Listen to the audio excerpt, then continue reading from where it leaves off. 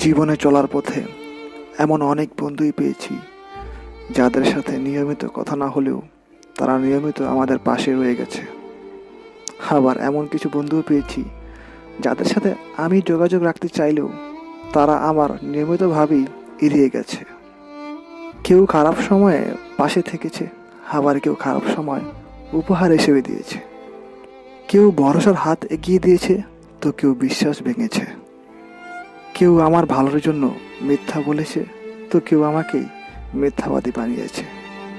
কেউ বিপদে হাতে হাত রেখেছে, আবার কেউ বিপদ দেখে গিরগিটির মতো রং পাল্টেছে। অবশেষে এত কিছুর পর এখন দেখি চলার পথে চিনতে হবে বন্ধুকে আর শত্রুকে। দেখতে হবে প্রকৃতভাবে কে তোমার আপন, কে তোমার পর। সোজা কথায় বলতে গেলে, যে তোমাকে চেনে তাকেই তুমি চেনার চেষ্টা করো, আর যে চেনে না তাকে ভুলে যাও।